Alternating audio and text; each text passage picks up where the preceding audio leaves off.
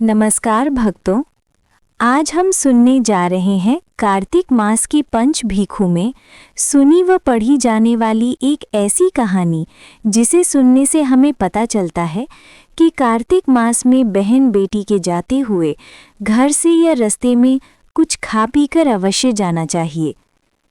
तो आइए सुनते हैं जाटके और भाटके की पावन कहानी। एक जाट था, एक भाट था, दोनों दोस्त थे। जाट का चला बहन के, भाट का चला सासरे। रास्ते में कुएं की पाल पर दोनों बैठ गए। जाट का बोला नगर बसेरा कर लें। भाट का बोला कि मैं तो सासरे जा रहा हूं, खूब खातिर होगी सो तू कर।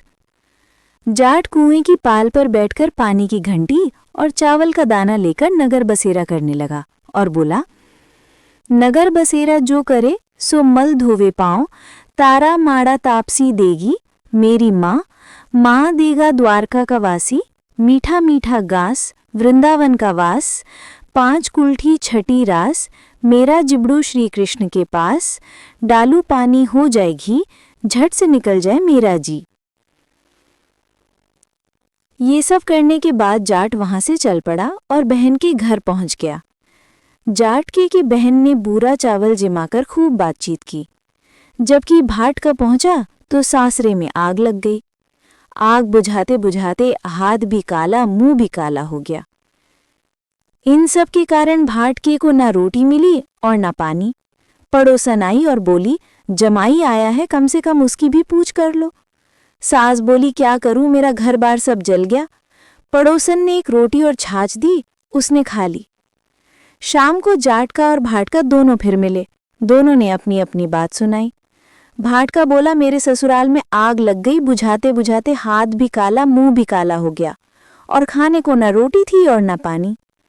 जाट का बोला, मेरी तो खूब खातिर हुई है, मैंने कहीं भी था कि भाई नगर बसेरा कर ले। बोला, अब कर लो। भाट बोला, अब भी ना करूं।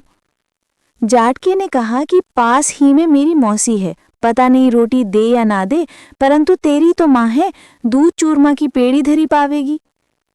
भाटके ने नहीं किया, मगर जाटके ने नगर बसेरा किया।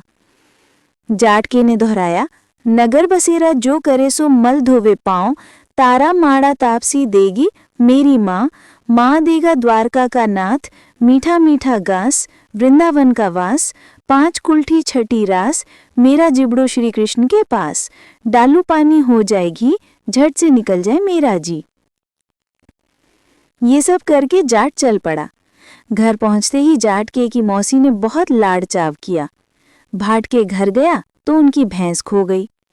बाप एक लाठी धरे एक उठावे, बोला कि ससुराल गया तो आग लगा दी, पहले भैंस खोज कर ला, तभी रोटी पानी मिलेगा।